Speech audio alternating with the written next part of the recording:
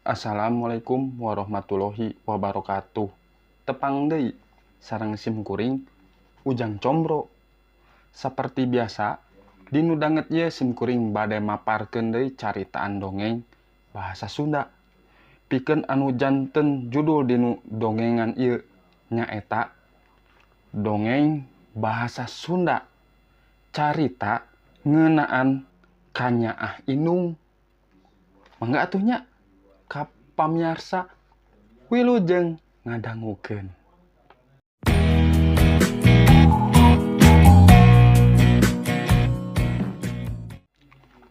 Dongeng bahasa Sunda carita ngeunaan ka Nyaah Indung. Miara kabagjaan pikeun nu jadi kolot moal bisa dilakonan sanajan balaku elmu. Ngan wungkul kabungahna ngajadikeun ridho kana lampah nu keur dilakonan ku urang ayeuna. Moal aya hiji indung nu nganyenyeri ka anakna. Komo ieu Sakina, wanoja nu anyar manggih ka peurih. Sabada ditilar ku salakina pikeun saendeng-endeng, puguh asa diheulangna teh. Neng, ayeuna mah hayu ngiring jeung ambu deui, da geus puguh moal aya anu dituturkeun. Pan Kang Pupu tos teu aya geulis. Ambu Sakina ngupah ngape hate anakna. Ret kagandi budak umur 2 tahun nu anyar ditinggalkeun ku nu jadi bapana can pati ngartieun kana ieu kajadian. Sakina nu diajak ngobrol ku indungna rada ngahelas. Kapikir ku dirina geus moal aya deui tuturkeuneun. Kewajiban nu salila ieu dilakonan geus tangtu moal aya deui nu malire. Muhun, insya Allah engke abdi wangsul ka ambu, bari nyurucut Cipanon.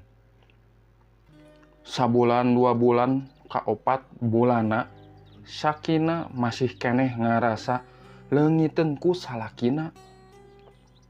Saban peuting nyaring, angin ngadalingding mengkolkeun rasa kapanasaran.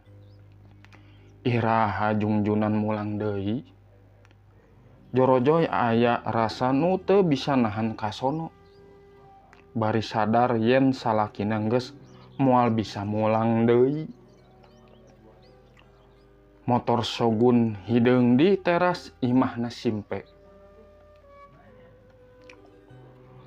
Deung deuleueun teu bisa dibangbalerkeun tepi ka ayeuna. Abah jeung ambu nu sok ngingetan mungguh hirup ngan saukur nitipkeun diri, sing bisa ngalelehkeun saban ujian nu ngaliwat ka diri urang. Eta oge nu nambahan sumanget kana dirina pikeun ngajaga Gandi. Budak lalaki kasep, jangkung bodas, persis dedegan bapana. Setaun hirup nyorangan ngurus budak nu hiji-hijina pasti berat mun ditambah ku ngarasula. Tapi Sakina geus bisa narima kana papasten ti Gusti. Geus pasrah. Loba oge lalaki nu ngadeuketan teu dipalire. Pikir Sakina dirina kudu jadi indung tur jadi bapa keur anakna. Ngala nafkah ku jalan muka rental komputer tur boga toko di hareupeun imah kolotna. Hiji mangsa Sakina keur anteng ngasuh. Jol aya mobil sedan BMW hideung. Eureun hareupeun pisan tokona. Sup eta bapa-bapa nu pangawakanana jangkung. Jangkung badag. Muru ka tempat meja komputer. Assalamualaikum, Neng. pun tentiasa mengketikeun laporan pabrik manawi paramlan Hasan nu datang teh teu diengke-engke. Paramlan nu boga pabrik pupuk pusri pang badagna di kota. Baheulana kungsi nepungan, malahan jadi langganan miwarangan ngetikeun rupa-rupa laporan ti kantorna. Wassalamualaikum. Oh, mangga tiasa pisan. Bade diantos anak atanapi bade dicandak iraha. Diantos ayeuna wae, Neng. Da mung 10 halaman sapalih deuna mah kantun ngagentosa alit-alit tembal paramlan. Oh, muhun atuh mangga diantos wae nya Pak. Salila jongjon ngetikeun file. Sakinah kakara sadar. Geuning tita tadi Gandi kalah ulin jeung paramlan. Di hareupeun tokona katoong pisan kumaha nya aheunana eta lalaki kanu jadi anakna. Asa aya nu beda kana hate Sakinah. Boa-boa buru-buru miceun lamunan. Beres ngetik langsung dipasrahkeun ka paramlan. Alhamdulillah persenan rada lumayan. Da puguh bari motokopi sagala. Jabah mere leuwih keur bonusna. Insya Allah enjing ka dieu deui da. Aya deui ketikeun Neng.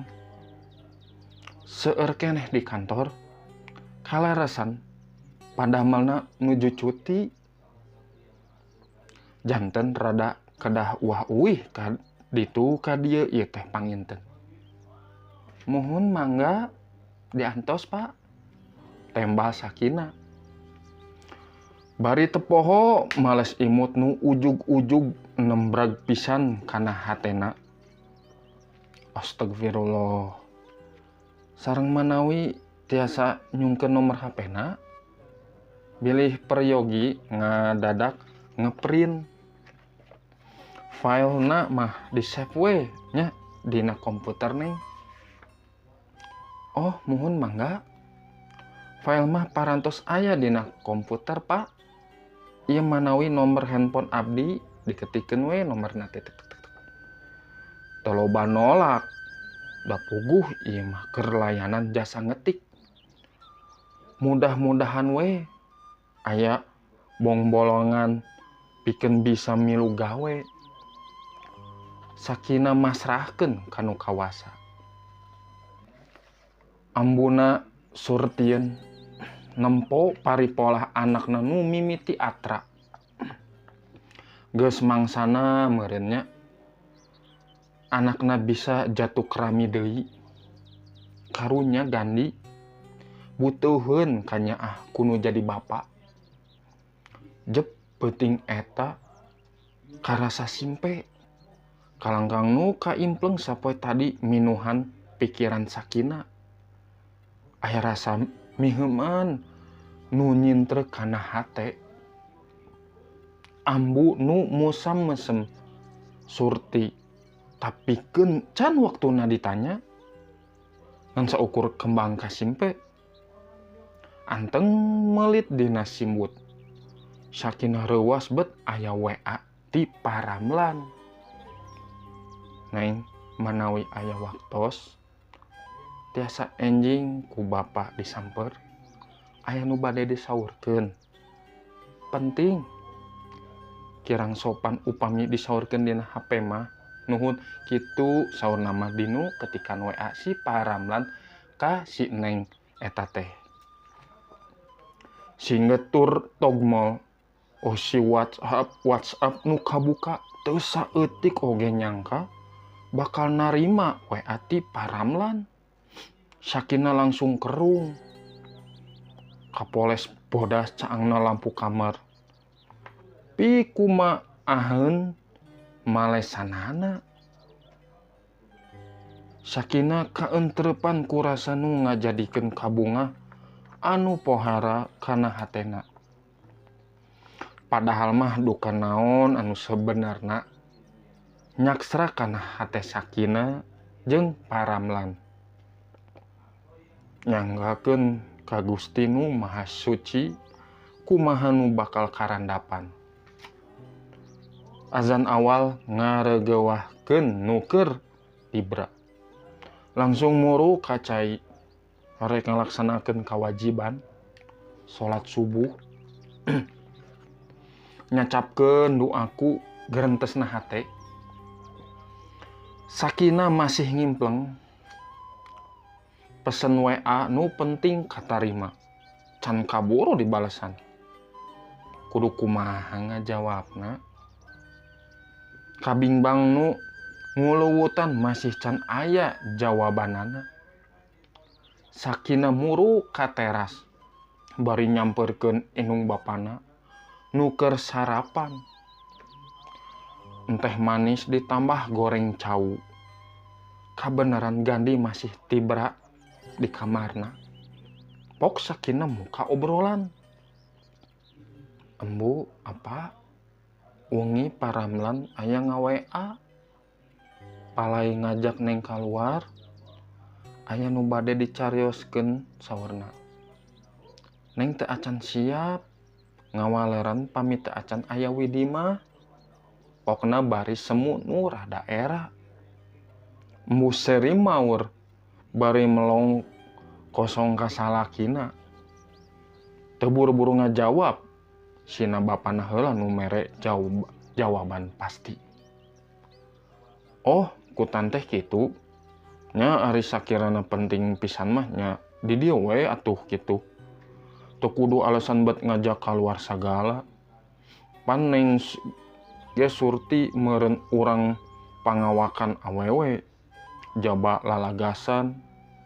Kumaha kasebut namun aya nu ujug-ujug keluar jeung nu lain mahram. Kitu jawaban nu jadi bapana.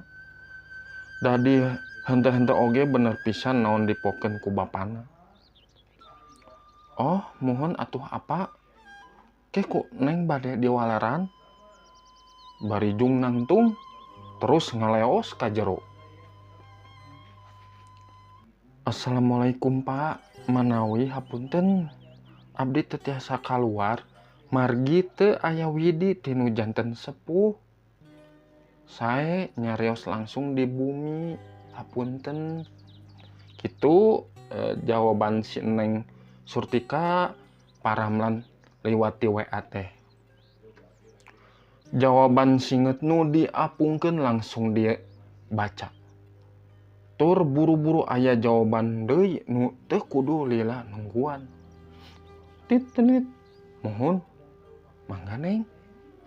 Kitu jawabanna. Karasa ngemplong jongjon. Sakumaha biasa. Aktivitas sapopoe harita lumangsung cara sasari. Maju kalohor, Sakinah buru-buru mandi. Dangdan saeutik dipoles make wedak Maybelline teu make lipstik. Ret kana jam dingding di rohangan toko leutikna jam 2 pas. Teu lila suara mobil ngagerung lemes. Eureun palebah sisi jalan di hareupeun pager. Duh, kamana meni pikiran Sakinah harita. Tapi ke, nah aya nu lungsur pangawakan ibu-ibu tina mobil Paramlan. Gebeg Sakinah rada reuwas baleuweung pipikiran. Saha eta? Gerentesna bari mukakeun panto ruangan tamu. Pikeun jalan arasupna tamu nu geus ditunggu-tunggu ku nu boga imah. Neng, Paramlan bari aya imut ngagelenyu. Nyamperkeun langsung asup ka ruang tamu. Ibu nu nyarengan seri seukeut. Bari milu sasalaman ka Sakinah. Geuk semah caralik. Sakinah ka tukang mawa heula cai susuguh. Jeung kueh keler saaya-aya. tewaka ngagerowan ambu jeung apa sakina nyang harepan eta semahku rasa nu tagiwur. Apa sareng ambu arayane? Oh aya Pak di Lebet. Tah sakitunya pamiarsa dongeng ti sim kuring Ujang Combro anu ngeunaan kanyaah indung. Pikeun dinu caritan dongeng ieu teh ngeunaan salah sahiji awewe nya nu salaku punten janda lah nya anu pernah di nya kintunkeun ku salakina nu mimiti dugi ka usaha berjuang nyaduka di pasien modal ku sepuhna tiasa muka eta usaha kanggo ngahirupan kaluargina sarta putrana hiji-hijina teh gitu pamiarsanya pikeun kenal sareng salahiji pelanggan anjeunna anu bade nyuhunkeun ngetik laporan di kantorna teh lumangsung kana nomor HP-na dugi ka wawuh gitu ngobrol hoyong patepang sareng ieu jana teh gitu. Mungna dinu caritan ieu teh jiga nama nyaritakeun anu caketan si bapak ieu hoyong jiga nama aya pamaksadan ngalamar si ibu ieu anu janda ieu gaduh putra hiji gitu pamirsanya. Munya duka teu terang kumaha lah duka pamaksadana ieu teh sae ka duanana atau sae kanu salsajina gitu. Biasa dicerna lah ku pamiarsanya meureun dinu kisah dongeng ieu teh. Nuhun atuh ka palawargi atos ngupingkeun ieu salah sahiji dongengan ti sim kuring Ujang Combro. Hatur nuhun atos ngasupport dugi ka ayeuna ngadukung sim kuring janten dongeng caritaan bahasa Sunda gitu. Mangga atuh dilajengnya sim kuring bade istirahat lah, pamit lah. Amit mungkur, amit mundur. Assalamualaikum warahmatullahi wabarakatuh.